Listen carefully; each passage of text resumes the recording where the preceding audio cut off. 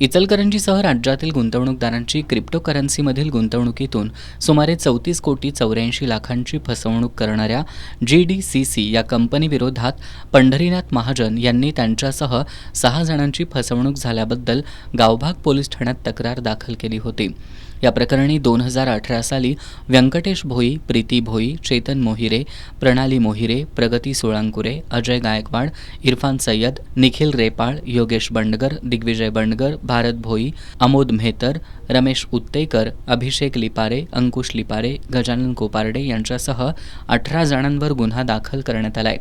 यापैकी व्यंकटेश भोई, अजय गायकवाड हे सध्या जामिनावर बाहेर आहेत, तर इतर काही तुरुंगात आहेत।